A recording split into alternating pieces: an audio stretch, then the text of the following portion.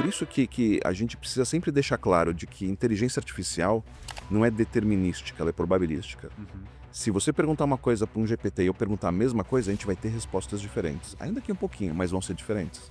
Total sentido. Até porque quando a gente começa a fazer essa provocação mais empírica, né? O que diferencia um humano da inteligência artificial? E antes de começar, eu sou humano. Uhum. Isso é importante deixar claro. A gente está no mundo de inteligência É. artificializada. Você declarar que você é uma pessoa hoje faz diferença. Isso aqui não é uma IA. Eu acho que de compreensão do que se espera. Eu diria que esse é o maior risco, né? O pessoal acha que a IA resolve tudo. Como acharam que a nuvem resolvia tudo e Big Data resolvia tudo. Mas a gente tem que, acho que, deixar claro que IA é meio e não fim. Muito bom, eu não tinha pensado nisso, né? A inteligência artificial está mascarando os incompetentes. No carro autônomo, você está dirigindo e você de repente vira passageiro com o aperto de um botão. Ele vai lá e toma uma multa ou faz um acidente ou atropela alguém. Quem que é accountable por isso? Então a gente acho que se encaixa numa categoria de profissional professor, em que tem vivência real de mercado, sofre os desafios, sofre as dores do mercado e vem para a sala de aula para ensinar isso. Finalmente voltei com mais um podcast, dessa vez numa nova fase, num terceiro formato. Vocês já viram alguns formatos de conteúdos que eu fiz aqui. Dessa vez vai ser muito mais provocativo, porque a gente está num novo momento. Os negócios cresceram, o ecossistema cresceu e esse podcast vai trazer pessoas que são responsáveis por muita mudança a nível Brasil e mundo. E dessa vez eu vou trazer um dos meus sócios e ele também vai falar aqui bastante coisa, porque a gente tem vivido com pequenas, médias e grandes empresas nacionais e internacionais o backstage do que está acontecendo com o universo da IA. Por isso a gente está provocando com esse novo nome chamado inteligência artificializada. Por quê? Porque na realidade nós estamos no processo da evolução onde nós artificializamos a inteligência. Agora ela virou commodity, como todo mundo sabe, e a gente precisa de humanos. O futuro é muito mais humano do que a gente imagina.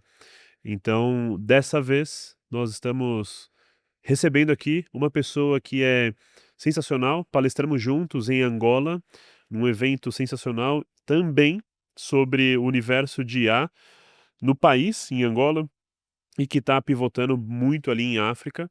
Essa pessoa é o meu amigo Gale Gale. Ele é coordenador de um MBA na FIAP. Na FIAP.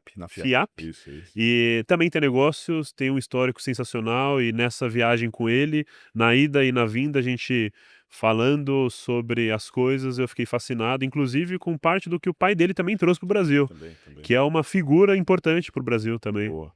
Gale, seja bem-vindo, obrigado pelo... Muito obrigado pelo convite. Fico feliz de poder participar aqui desse episódio para a gente desafiar todo mundo e trazer bastante questionamento. E antes de começar, eu sou humano.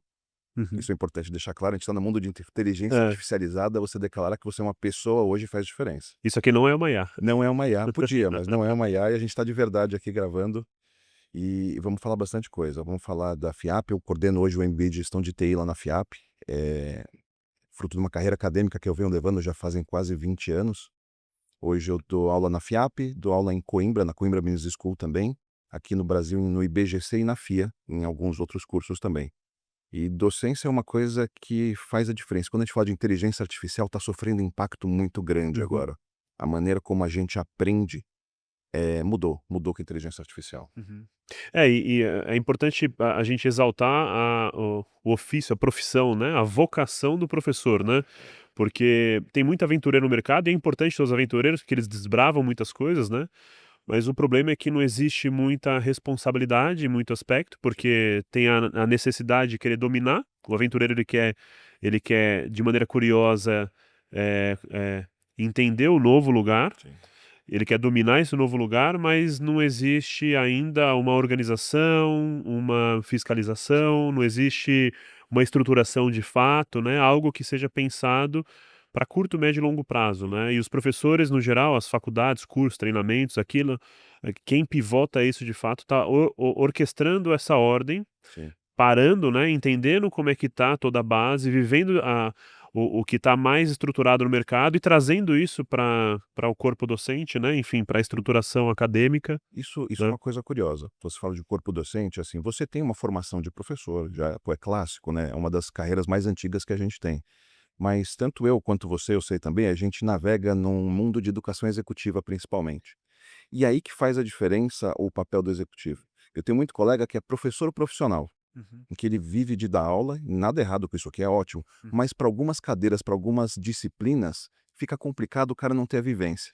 Sim. Então a gente acho que se encaixa numa categoria de profissional professor, Uhum, em que tem vivência real de mercado, sofre os desafios, sofre uhum, as dores do mercado e vem para a sala de aula para ensinar isso. uhum. Eu acho que essa troca empresa-escola para a educação executiva precisa existir. Total, até porque é o equilíbrio, né? É. Eu sempre amei educar, né? Agora, nesse desafio, meu primeiro MBA que eu fui convidado para coordenar, e também estou fazendo MBA, né, na FIAP, Boa. e, e é importante a gente casar a prática, né, com a parte empírica, né? Porque é importante que nem você falou, o professor profissional, Sim, porque ele está no campo do estudo, além de fazer o estudo acontecer. sim, Assim como o profissional que pega a prática e faz disso uma educação, um estudo para as pessoas sim. se qualificarem Sim. com a realidade prática também, né? E o mercado de educação, ele mudou bastante, está mudando, ele precisa evoluir. Na FIAP, uma coisa que a gente faz diferente do mercado inteiro é que na FIAP não tem TCC. Então, você que está vivenciando essa jornada lá, na FIAP a gente estimula todos os alunos a criarem uma startup durante o progresso do curso. Uhum, Então, eu coordeno um MBA em gestão de TI, que, modéstia à parte, é um dos melhores MBAs de gestão de TI do mercado. uhum, Recomendo para todo mundo, tem que fazer meu plug aqui também. aham, Mas a quantidade de startups que nasceram no ecossistema da FIAP é, assim, fenomenal. uhum, Junto com isso, a FIAP conectou uma aceleradora de negócios, a Rock New Ventures, que também pega aquelas ideias que deram certo uhum, e impulsionam mais ainda. Então, hoje, eu estou vendo que o mercado brasileiro está começando a se estruturar com viés mais empreendedor e a gente está deixando de formar só um profissional para um profissional que faz impacto no mercado. uhum. Muito bom, muito bom. A nossa ideia aqui é a gente dividir parte dessa conversa, e eu sou muito mais o cara que provoca pessoas, humanos. Boa, O meu sócio ele vai provocar mais no âmbito corporativo. boa. Falando de pessoas e vivência, inclusive nas startups, né? A gente tem uma dificuldade muito grande na compreensão da inteligência artificial, no entendimento, né? Na consciência do que é inteligência artificial. E nós temos camadas, né? A população no geral, os profissionais, aí no âmbito profissional nós temos as variáveis dos profissionais, enfim, nós temos inúmeros pontos e camadas, né? Sim.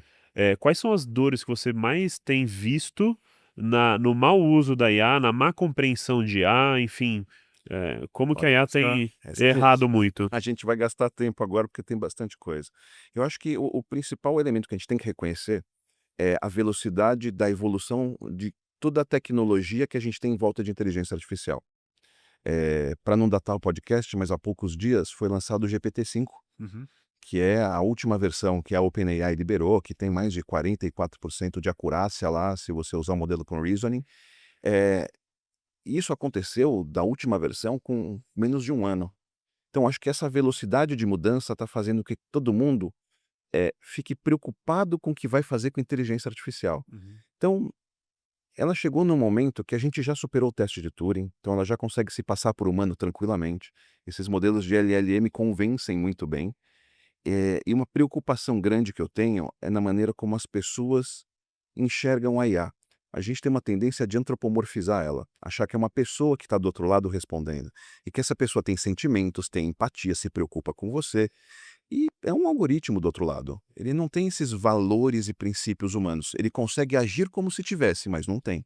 uhum, Então, vai existir algum momento pivotal em que as pessoas vão começar a seguir conselhos, sugestões da IA que não necessariamente estão alinhadas com a verdade e com a realidade. uhum. Até porque o algoritmo é enviesado, né? Ele não tem compromisso com falar a verdade, ele tem compromisso com responder o que você falou. Concatenar e fazer as conexões na sua rede neural, Exatamente. processando simplesmente dados e números e variáveis, né? Ele te entrega a resposta mais provável de estar certa, mas não a certa. É isso aí. Se ele precisar alucinar, que a gente usa o termo, né? Se ele precisar alucinar para te responder, ele vai alucinar também. Mas aí que vem as provocações mais filosóficas, né, que eu gosto de fazer. O que que é alucinar? É verdade. A Porque gente alucinar pra gente é uma questão, parece que muito visual, né, a pessoa sim, saiu da sim, sim, realidade e você percebe que ela tá desconectada com aquele contexto de sim, normalidade, sim, né. sim. Mas o que que é alucinar na realidade, né? Mas esse ponto que você deu foi muito bom, assim, a normalidade. Normalidade tem uma explicação do dia a dia empírica, mas é uma matemática também, né. Uhum, A gente sabe o que que é uma distribuição normal e sabe que cai ali no meio. Então, assim, alucinar, é a gente pode considerar que é uma resposta, um resultado que foge da normalidade, que foge do que é esperado para o contexto, uhum, mas não necessariamente ele é errado. Às vezes pode ter algum insight que a gente não enxergou ainda, faz sentido. uhum, Por isso que a gente precisa sempre deixar claro de que inteligência artificial não é determinística, ela é probabilística. uhum, Se você perguntar uma coisa para um GPT e eu perguntar a mesma coisa, a gente vai ter respostas diferentes. uhum, Ainda que um pouquinho, mas vão ser diferentes. uhum. Total, total sentido. Até porque quando a gente começa a fazer essa provocação mais empírica, né, o que diferencia um humano da inteligência artificial? É a sua capacidade de raciocínio, é a sua capacidade cognitiva, É. é a sua capacidade emocional, de inteligência emocional, são outras inteligências, né? Nós temos inúmeras inteligências, e aí a gente vai para dados que são complexos, né? Você falou assim, a gente daqui a pouco está pedindo conselho, né, para a inteligência artificial. No Brasil, estatisticamente, 27% da população já pede conselho para o ChatGPT como se ele fosse um terapeuta. Olha a Exatamente. loucura disso. Outras pesquisas recentes estão falando que o uso excessivo de inteligência artificial tem diminuído em até 37% a capacidade cognitiva do ser humano. Isso é um E dado isso é um curioso. problema. Sabe por quê? Porque ele diminui a capacidade cognitiva, mas no ambiente de trabalho você entrega a mesma coisa. Então você está tendo uma pessoa mais burra que está entregando. Então a inteligência artificial está mascarando isso. Olha que curioso. Muito bom, eu não tinha pensado nisso, né? A inteligência artificial está mascarando os incompetentes. De propósito, talvez, porque ela está compensando aquilo que ela está deixando. "Ó, vai assistir TV que eu te entrego o código aqui. É, Dá um tempinho, eu vou fazer todo o seu trabalho, então você descansa." é. Então, mas aí é aí que tá o problema, né? Porque quando ela tiver numa uma potência maior, numa super autonomia, ela vai substituir 100%, né? Vai. E aí que tá o problema, né? Porque o que a gente tem visto é que os profissionais têm usado inteligência artificial para trabalhar por elas e não com elas. É, E aí a operação é substituída é. e não a cognição ela é evoluída, né? Nós não estamos indo para uma inteligência aumentada, nós estamos indo para uma inteligência emburrecida.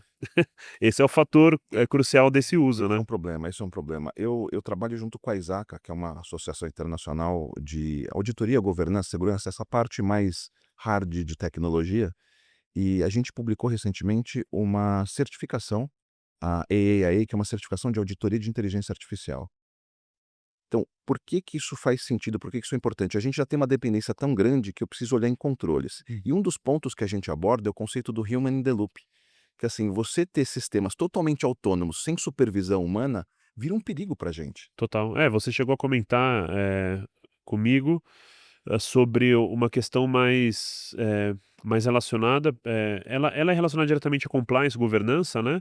Que é a accountability, né? Accountability, eu adoro essa palavra, só É, que a gente não tem uma tradução em português de uma é. palavra só para ela. Mas é um assunto que eu acho que é válido a gente puxar, porque já que a gente está no momento empírico, né, no questionamento e na provocação do ser humano Sim, e não ser mais artificializado, né, sim, porque nós estamos artificializando a inteligência. sim, Esse é o processo que nós vemos hoje, né.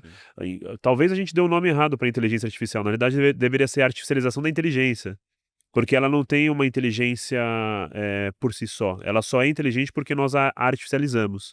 O accountability é uma coisa interessante, porque a IA, na minha visão, não consegue ser accountable por nada. Isso talvez seja uma premissa humana. Uhum.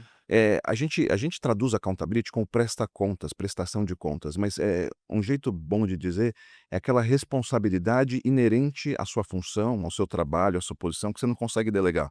Uhum. Então, se você é um líder de desenvolvimento de sistemas, por exemplo, e a sua equipe que é responsável por desenvolver faz um erro, você é accountable por isso. Uhum. No português chulo, é o seu na reta, né? No Brasil a gente não tem muito isso, né. Não tem muito isso. Eu vejo que o povo brasileiro, pô, isso daqui também é empírico de muitos anos dando aula e atendendo os clientes. O povo brasileiro não generalizando também, mas tem baixa accountability. A gente tem muita vontade de fazer, muita iniciativa de fazer, mas muita pouca vontade de ser o responsável por. Mas é cultural isso, né, o Brasil sempre foi, desde a colonização, historicamente, um país que veio de meios e jeitos Sim, errados, né? sim, sim. E aí isso criou uma cultura enraizada em nós, né? Por isso que nós temos o jeitinho brasileiro, né? E resolve tudo. O jeitinho brasileiro, ele faz com que a accountability fica difusa. É, Sabe, a gente resolve, mas quem fez, tá feito é o que é importa. isso.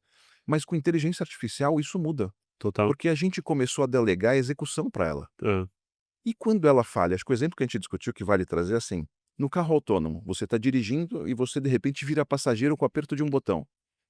Ele vai lá e toma uma multa ou faz um acidente ou atropela alguém. Quem que é accountable por isso? uhum, Você não estava dirigindo, você apertou um botão, você está lá piloto, você está acompanhando a direção.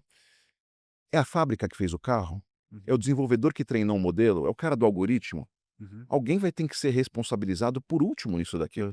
É o governo que deixou isso acontecer? Não, e o mais louco, quem determina as regras, né? Porque aí vem as leis da robótica, né? Sim, Você tem 3 cenários para um carro autônomo. sim. Farol tá aberto, o freio do carro estourou, é um problema físico, o carro não vai conseguir brecar, a IA não vai conseguir fazer essa execução, Sim. e ela tem 3 cenários na sua frente.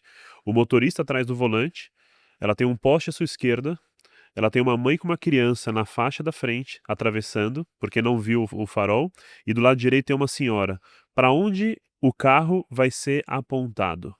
A gente consegue fazer, acho que um episódio de curtas só explorando esses dilemas éticos. É, Mas nesse caso é interessante. Ele vai ter que tomar uma decisão. Ele não pode. Ele pode até largar a mão e falar: "Ó, se vira, amigão, você que está no volante agora e você guia." Mas pensa do outro lado. Pensa que para o carro estar na rua, o governo tem que autorizar. Se o governo autorizar um algoritmo que prioriza o motorista e não o pedestre, uhum, que é o correto, uhum, ele vai estar agindo de um jeito. Eu, motorista, não entraria num carro que prioriza o pedestre, e não eu que estou lá dentro. uhum. Então, este conflito não tem uma solução, isso é dilema. É um dilema ético, É o moral. dilema. E alguém vai ter que legislar isso. Então, a gente já está tendo trabalho para ver quem é accountable, responsável por isso, e alguém vai ter que decidir e falar: "Ó, é você ou é você." Isso determina a governança e compliance da empresa, né? Porque está dentro de normas de um país, de uma região. Mas tem um outro caso interessante, né? Que você falou, compartilhou comigo, sobre o profissional que você contrata e traz o seu pacotinho de Esse, agentes. esse foi um caso curioso. Foi a primeira vez É, que eu surgiu esse aqui. é. Hoje você vai no mercado contratar um desenvolvedor sênior, pô, você espera um cara bom mesmo, um cara que entrega. E eu estava conversando com esse, fui entrevistar ele, o cara era bom mesmo, falou: "Olha, eu tenho essa produtividade aqui", mostrou dados concretos de produtividade, falou: "Mas eu não vou sozinho." "Como assim?" "Eu estou contratando você." Era uma posição CLT para um cliente. Falou: "Não, eu vou, mas eu levo os meus agentes." Uhum, Isso eu sei que você entende de agente, você entende. "Como assim seus agentes? Me explica melhor." Falou assim: "Porque eu sou desenvolvedor, eu sou full stack, eu tenho um agente especializado em back-end, um em front-end, eu tenho um que consegue fazer infra as a code aqui para mim, e tudo aquilo que eu for fazer, eu passo por meio deles para fazer a entrega." problema. Então, começou a apitar um monte de lanterninha, um monte de luzinha, falou: "Como assim que você está levando o meu código, o meu ambiente para uma estrutura proprietária sua que eu não vou ter controle?" É isso aí. E aí? Mas assim, ele pode fazer isso daqui? Hum. Eu tenho colegas que estão full time em 2, 3 empresas, abusando e triplicando o uso de agentes também. Não, total. E fora que você tem a questão da injeção própria dele, de novos códigos, novos dados, novas ideias, Sim, sim, sim. conceitos, né? Variáveis que fogem do compliance e da governança do negócio, né? E hoje está quase que inconcebível você achar um desenvolvedor que usa inteligência artificial. É, Tem muita gente que está naquela dualidade que você falou: "Pô, no empírico eu sei que eu posso mandar fazer sozinho, eu posso usar ela para me ajudar." é. Eu comecei a me aventurar em código de novo aqui, assinei lá o cursor e tô desenvolvendo, mas para ele me ajudar, porque eu sei desenvolver, Hum, não sou fluente nas linguagens mais atuais, mas tenho a hum, lógica por trás, então eu consigo ver o que ele está fazendo. uhum. Eu tenho colegas que estão na prática do vibe coding, colegas e É muito alunos bom. também. Vibe A gente coding aqui também tá. vibe coding, assim, do ponto de vista de produtividade e para você entregar um MVP, para você prototipar, é fantástico. Mas a hora que você coloca isso daqui em produção, bom, num ambiente competitivo, regulado, com chaves reais, com segurança real, ainda tem seus Não, problemas. tá bem distante, na realidade, de fazer uma boa entrega, né, é o que ninguém tá falando, né. Porque, Sim, sim. você colocou pontos aqui que são problemáticos para os donos de negócio. A gente lida com empresas que faturam desde 1 milhão, que é pequeno, micro na Sim, sim, realidade, até meio bilhão, 1 bilhão por ano, sim, que são outras realidades. Só que o mais interessante é que todas as empresas que a gente entra, sim. elas estão niveladas nas mesmas dores porque a liderança não está qualificada. Sim, sim. Por mais que tenham os primeiros cursos, formações, pós, MBAs nas faculdades no geral, a liderança não tá preparada, ela tá mal digitalizada, começa por aí. Justo, justo. Como ela vai ser artificializada no sentido de entender os conceitos práticos da artificialização, respeitando outras necessidades que são convergentes à área, né? Governança e compliance é o que a gente está falando aqui, que é fundamental Sim, perfeito. para pivotar, né? Perfeito. E aí, profissionais que estão... A gente tem visto uma dor muito clara, né? Profissionais estão usando Vibe Code ou outras IAs para codar. Sim, O código tem fugido das regras de negócio. Porque completamente. regras de negócio também influenciam diretamente no código, né? E vice-versa, né? Sim. O uso errado da IA tem feito profissionais talvez perderem mais tempo para executar a mesma tarefa, porque tem revisão, é reprovado e tem refação. Eu vi uma estatística, quanto mais sênior ou especializada profissional, menos a IA contribui com ele, faz até um sentido, mas ele realmente gasta mais tempo para ajustar aquela saída para aquilo que ele consideraria o ideal. Mas você trouxe um ponto interessante, o pessoal está usando IA nas empresas, isso é realidade, estão mancando de qualquer jeito ainda, mas eu acho que a gente está vivendo uma onda parecida de quando surgiu o Gmail. Não sei se você lembra, antigamente, você tinha um sistema Microsoft dos antigos, de Outlook, de Exchange, você tinha, sei lá, 500 mega de caixa postal, você tinha 600 megas de caixa de e-mail, e você tinha que apagar e-mail. Aham, De repente o Gmail chegou para o usuário final dando 1 giga de graça, que pra gente hoje é pouquinho. aham, Eh, a gente começou a ter na pessoa física um benefício, um recurso gratuito que eu não tinha dentro do ambiente corporativo. aham. E aí isso impulsionou as empresas a fazerem uma adoção de outras estruturas de e-mail, porque o cara falou: "Pô, eu não apago e-mail em casa, eu vou apagar aqui na empresa". Uhum, Com IA eu acho que vai acontecer um movimento parecido. uhum. Todo mundo tem seu GPT. Todo mundo está usando uma IA em algum lugar da vida. É, Falou: "Pô, eu não posso usar dentro da empresa, isso aqui já faz parte do meu dia a dia. é, Eu preciso ter isso aqui, porque eu já funciono assim". total. Pensa o WhatsApp, Na mesma coisa. mesma coisa, todo Como que mundo você usa o WhatsApp regula isso pra dentro dos trabalhar. negócios? É isso aí. Exato. E aí que mora é aí que vem estatística e revela o problema, né? 85% dos projetos de IA no mundo estão falhando Sim, sim, nos negócios. sim. Por falta de regulação, né? Enfim. Eu acho que de compreensão do que se espera. Eu diria que esse é o maior risco, né, o pessoal acha que a IA resolve tudo. É, Como acharam que a nuvem resolvia tudo e Big Data resolvia tudo. é. Mas a gente tem que, acho que, deixar claro que IA é meio e não fim. É. Você fez uma analogia interessante, eu tenho feito uma outra analogia para trazer essa percepção. Da mesma maneira, quando veio o Office, ou sistemas operacionais nos computadores, ou os computadores em si, né? Década de 90, 2000, os empreendedores, empresários, agora precisamos de um computador aqui, né? Compra o computador e bota na mesa da secretária. Põe, Agora a empresa é digitalizada. totalmente. Só que não. Então, a secretária vai ter que aprender a mexer no sistema profissional, vai ter que aprender a mexer no pacote Office. Agora você vai ter que entender isso. Exato. E aí o dono, ele é o mais preguiçoso nessa história, né? O empresário, ele é o mais preguiçoso nessa história. Eu tenho tido uma dificuldade nas mentorias com os empresários porque eles acham que é só contratar alguém que é especialista para resolver.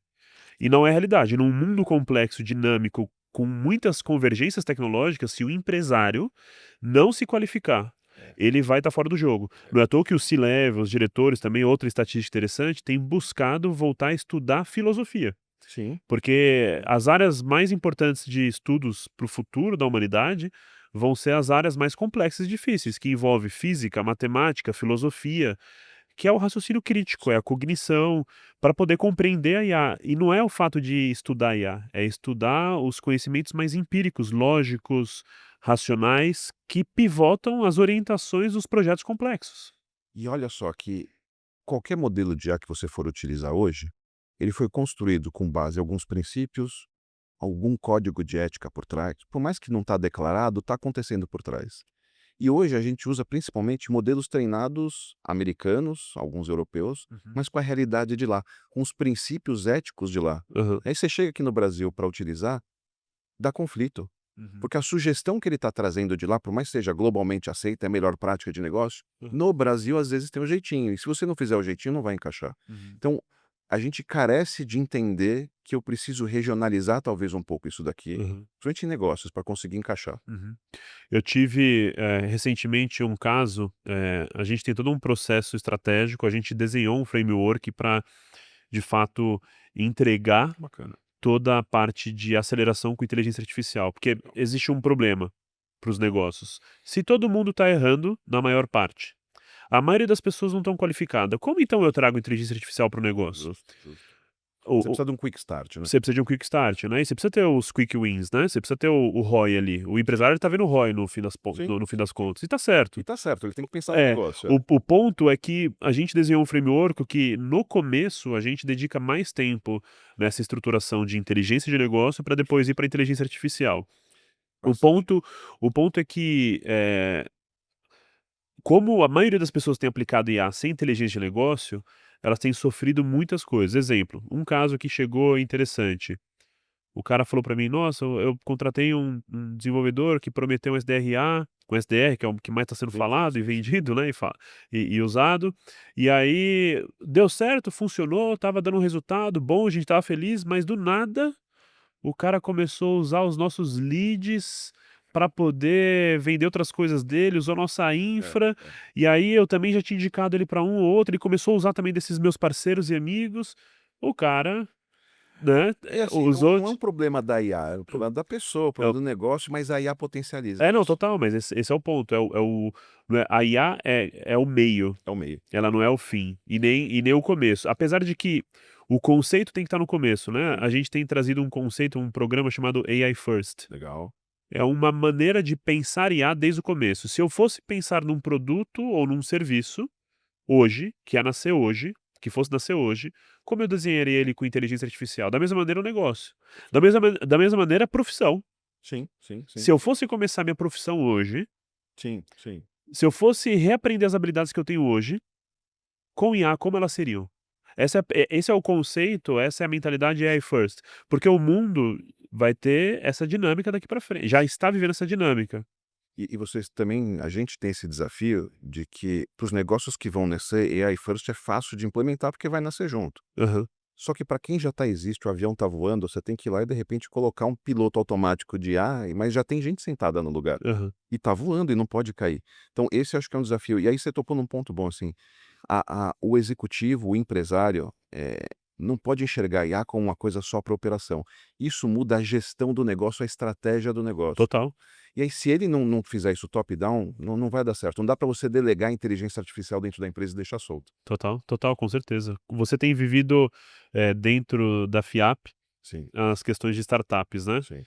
Falando do fator humano ali, dos idealizadores das startups, a gente nem precisa entrar nas questões de startup, porque a gente sabe que startup, no geral, a maior parte não dá resultado, não dá dinheiro, mas é um bom campo de aprendizado Sim, e sim. pivotagem, né? Quais dores e percepções que você tem visto, positivas e negativas, dos startupeiros? Isso. O perfil do startupeiro é um cara curioso. É um cara que tem um apetite a risco tão grande que às vezes ele acaba sendo engolido pelo risco. Mas a gente passou por uma onda, acho que todo mundo passou por essa onda, de que tudo tinha que ter IA no nome. Então, sua startup é o quê? Eu sou IA daquilo, a gente já passou por ondas do Uber. Ah, não, é Uber daquilo, é Uber disso. Sim. E agora, acho que deu uma sentada, ainda tem muito hype, mas deu uma sentada. O pessoal está começando a enxergar que só usar um prompt diferente não transforma você numa empresa de sucesso. Você precisa ter uma solução sólida por trás. Eu posso trazer o case de duas que eu estou participando, a Fairmoney. Fairmoney é uma empresa que surgiu dentro da startup, dentro da FIAP, ela trabalha no segmento de antecipação de recebíveis. Surgiu em sala de aula, ganhou, a gente tem uma competição na FIAP, o Startup One, eles ganharam o Startup One, foram para a Babson, que é um prêmio internacional, voltaram para cá. Eu fui mentor deles durante todo o processo de mentoria da Rock New Ventures, eu fui padrinho, fui mentor, me convidaram e me contrataram para ser advisor depois. Uhum. E aí o papo estava tão bom, o negócio estava fluindo tão bem, que hoje eu sou CTO da empresa, de uma startup que surgiu na faculdade. Muito bom. E o negócio funciona tão bem que eu acabei abrindo uma securitizadora para operar com eles também, porque enquanto o business faz sentido. E lá a gente usa inteligência artificial num algoritmo de match, que é uma coisa diferente do mercado. Hoje, a antecipação de recebíveis, só para trazer rapidamente o contexto, é quando a empresa vendeu alguma coisa, um pedido, um produto, tem uma nota fiscal, mas vai receber daqui 30, 60, em alguns casos até 120 dias. E pô, você precisa de dinheiro para rodar negócio, precisa de capital de giro. Uhum. Então, as empresas que têm crédito bom e conseguem taxas boas no banco, vão no banco e antecipam. A gente trabalha com aquele segmento do empresário que às vezes já levou um tombo, já levou um processo, Uhum. tá com nome sujo, mas que tem um negócio sólido. O cara é ético, o cara é bom, mas passou por perrengues e não consegue crédito normal. Então, o que que a gente usa a inteligência artificial lá? No mercado, o pessoal faz leilão. Fala, quem pagar menos, quem der a menor taxa, leva. Mas às vezes o cara demora 2, 3, 4 dias para fazer uma operação. Hoje, em 40 minutos, a gente faz esse match de IA de uma operação com o financiador e consegue fazer o negócio acontecer. Muito bom. Então, com inteligência artificial, eu tirei um tempo de 4 dias para 40 minutos. Aham. Isso é genial. Esse é genial, total.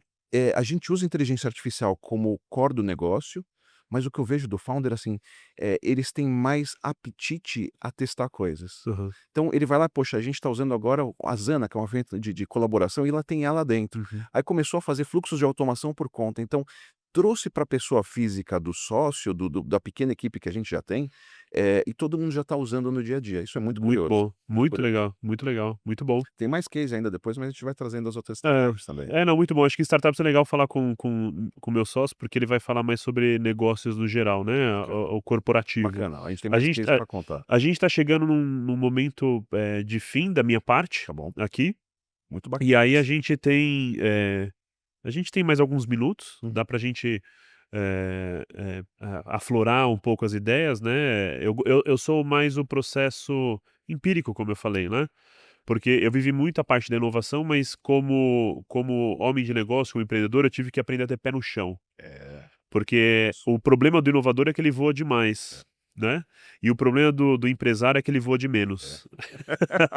Eles precisam se encontrar aqui É, no meio, acho que você está é, dando um fórum para essa discussão acontecer, muito bom. e eu sou esses 2, né, eu provoco muito, porque no fim das contas o empresário está perguntando, o executivo, o corporativo está perguntando: "Tá dando resultado? É, é, Não tá, é, vamos mudar". O bom do inovador é que ele tem a capacidade de abrir sempre novos caminhos. Eu sempre tive essa capacidade de abrir novos é. caminhos. Isso pela capacidade criativa, né, eu acho que o inovador ele tem muito essa questão criativa, né. Essa de estar com a cabeça nas nuvens e o pé no chão, acho que é o desafio que você tem que É. fazer, né. E é o cenário ideal, né. Não, você tem que tocar o negócio, mas você tem que estar pensando lá na frente. É. Aí eu gosto muito de usar aquela regra de Pareto, né, 80% eu dedico para o que está acontecendo e 20% para novos negócios e Boa. inovação. No futuro eu vou inverter, né, esses 20% que você gastou agora vão te trazer 80% da receita É daqui uns isso 2, aí, 3 é isso períodos. aí. Então, por exemplo, essa empresa que a gente, esse núcleo novo, na realidade, dentro do negócio, né, tem 3 meses de operação, a gente saiu de um profissional para 10, Fantástico. estamos indo agora para 14, são 3 núcleos de operação, e esses 3 núcleos vão ter a capacidade de tocar ao mesmo tempo com o framework que a gente desenhou, em torno de 45 projetos ao mesmo tempo, Fan 45 negócios, fantástico. ou seja, empresas que contratam para acelerar elas com inteligência artificial. Não só SDR, mas todas as soluções possíveis. Por exemplo, tem uma empresa em Angola que a gente fechou, que eles tiveram um prejuízo de 50 milhões de kwanzas por conta de rotina fiscal. Puxa vida. E aí faltou ali, a capacidade humana natural, Sim, porque inúmeras coisas para fazer, é uma indústria sim, que tem que fazer uma rotina diária grande sim. da contabilidade, né, do financeiro, e com certeza nessa história você pode construir um framework não só de um agente, mas um sistema que faz a gestão de operações importantes, com supervisão dos humanos, Perfeito, perfeito. para que as execuções não sejam perdidas, né, execuções de cobranças, de medidas, de pagamentos e assim por diante. Então, enfim, o lado empírico da situação, eh, olhando daqui para frente, né, olhando para futuro, Futuro. ok? É difícil falar porque os especialistas no mundo não estão conseguindo enxergar 2 a 3 anos para frente nos negócios, mas eu vou falar mais sobre humanidade, Tá bom? tá bom? Porque negócio, mais uma vez, você vai falar daqui a pouco. Pode deixar, pode deixar. Pensando no ser humano, nós temos os dilemas complexos que são falados com as grandes mentes pensantes do mundo sobre o tal do salário global, o tal do limbo existencial, a substituição quase total dos seres humanos. O que que você acredita em relação a tudo isso? Essa é apimentada essa pergunta, né.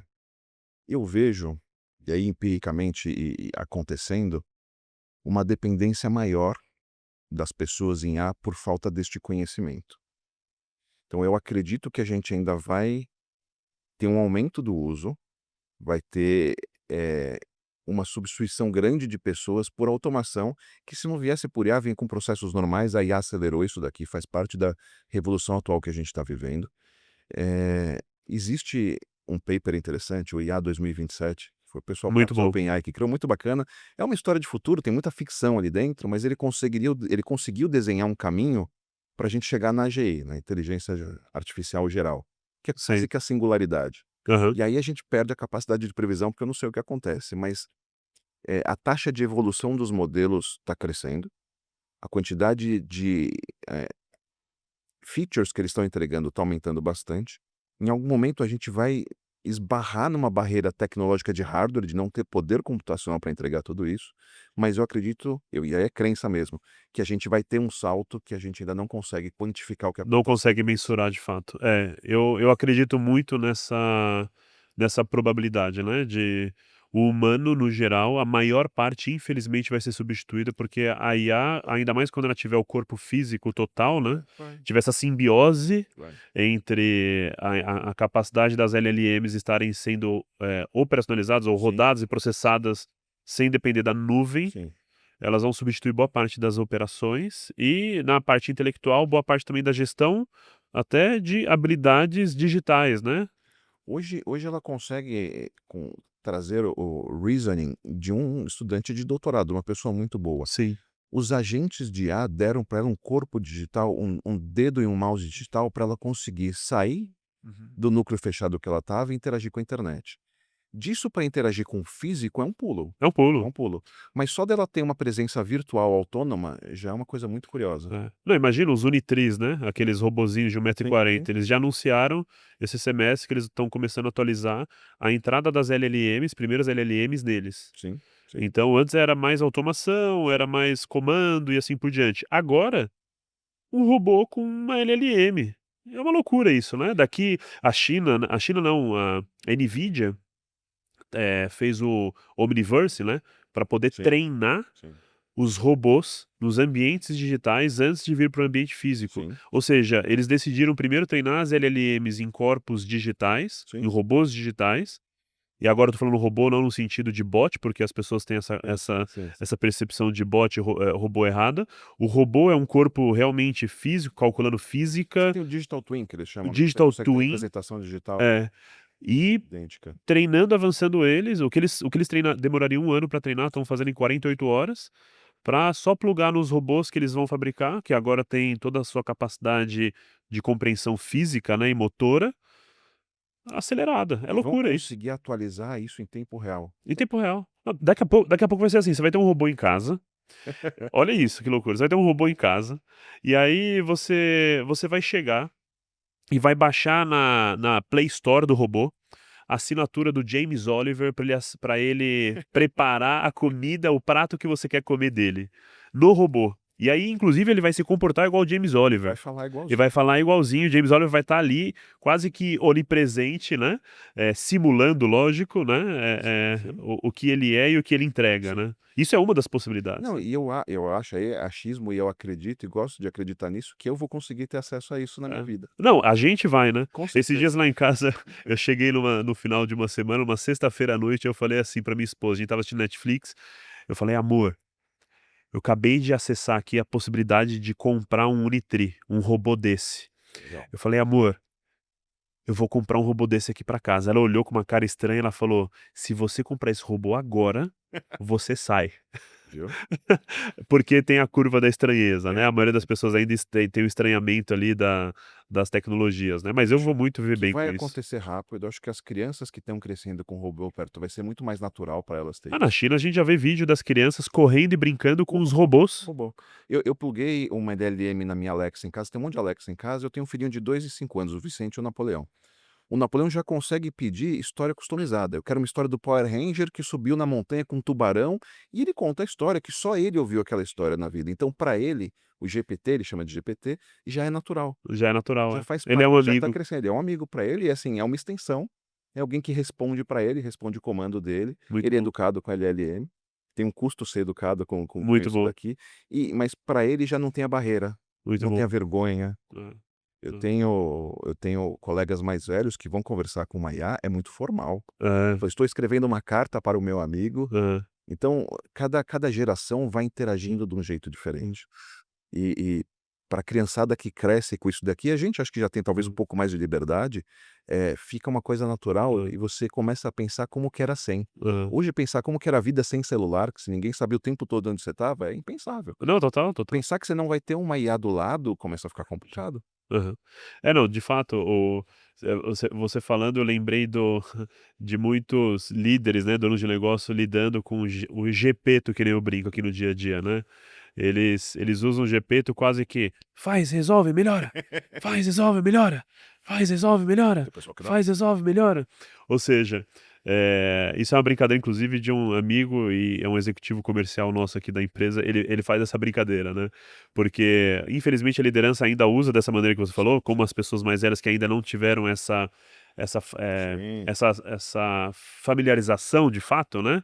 Essa simbiose quase. Sim. Mas você soltou um exemplo interessante na sua palestra. Agora eu vou encerrar minha parte aqui, Bom. que resume um pouco de como o mundo está hoje e, e a nossa conversa falou muito de como o mundo pode estar hoje e como pode se projetar futuramente. Sim, sim. Agora, o exemplo que você usou foi do e-mail. Lembra do e-mail? Você escreve e-mail com o Gepeto, a pessoa recebe do outro Era lado. mais ou menos assim, você tem ideia do que você quer falar para alguém e você conseguiu, com a sua capacidade toda de pensamento, gerar 3 bullets.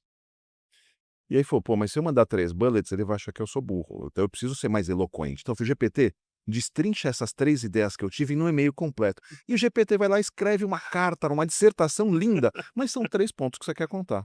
E aí na outra ponta, você receber aquela carta linda e fala: "Pô, o cara fez textão aqui. GPT, resume isso aqui em 3 bullets para mim". Então a gente gerou um ruído de saída e de entrada que só gerou transmissão, só gastou energia, ocupou banda, e acontece muito isso. E a IA está gerando informação para a IA consumir do outro lado. Isso aqui vai ser treinado em algum momento. Ou o homem muda É o uso, ou. é vapor que tem ali dentro. É, Então, eu não consigo ver a gente fugindo disso daqui. é. A gente vai gerar um consumo hoje, mais da metade da banda da internet é consumida com spam, Uhum. com comunicação não solicitada. Vai consumir mais ainda com informação genérica gerada só para cumprir, só para encher tabela, Total, para encher total. linguiça. Pro fim do fim, o conselho para o humano, principalmente humanos que estão em lugares de liderança, como a gente fala com muitos executivos, diretores, C-levels e tudo mais. O conselho, eu acho que não tem como deixar de se conectar com o que a gente faz, é o lifelong learning. Tem que continuar aprendendo. A gente está com uma tecnologia que muda mercado, muda vida, muda cultura. Está no momento pivotal, acho que na história da humanidade. Tá todo mundo começando junto e ainda dá tempo de começar a aprender agora e tá de par igual com todo mundo que está no mercado internacional, inclusive. Não pode ter vergonha de aprender, não pode ter vergonha de falar que não sei, e você vai criar o seu próprio jeito de entender IA. Uma dica que eu dou para os meus alunos, só para fechar, é assim: o que me ajudou na minha carreira a estudar, fazer mestrado, doutorado, tudo isso daqui, foi aprender como eu aprendo. Então, eu sou muito bom em aprender do meu jeito. Muito bom. E aí, uma dica, isso é de graça para todo mundo. Chega no GPT, deve ter um monte de prompt, preciso criar o meu ainda assim. Uhum. GPT, me entrevista, me faça perguntas para você descobrir como eu aprendo melhor. Aham. A hora que você souber isso, eu acho que daqui para frente Ótimo. você consegue Método agilizar. socrático. Total. É, muito bom. Inclusive, isso é uma resposta até para quebrar as barreiras eh, eh, das gerações. Sim, Nós não temos mais um problema geracional sim. com esse Long lifelong learning, sim, sim. learning, que é a capacidade cognitiva que foi quase que nivelada da humanidade. Sim, Nós temos um problema geracional, né? O problema é que todo mundo fala da geração Z, sim. mas nós temos a possibilidade agora, pela artificialização dos quarentões, dos Sim, cinquentões, sim. voltarem a ocupar boa parte das novas profissões, Sim. porque eles têm muito mais bagagem, muito mais capacidade cognitiva, racional e crítica Sim. do que a nova geração. Então hoje é muito melhor eu contratar um cara de 40, 50 que seja proativo e tenha bagagem para poder dominar a IA, porque a IA faz muita operação, mas ela trabalhando com ele vai ter muito mais eficiência do que um jovem que não tem ainda história, Com certeza. experiência para poder de fato se destacar, né? Com certeza. Assim como a própria nova geração, que a nova geração, né, se não usar a IA de maneira inteligente, vai ser substituído pelos 30, 40, Vai. 50 que estão no mercado aí. Enfim, isso nivela muito, né, a todos, né? É, É um risco e é uma oportunidade de todo mundo poder ter o seu espaço ao sol, né? não, total, total.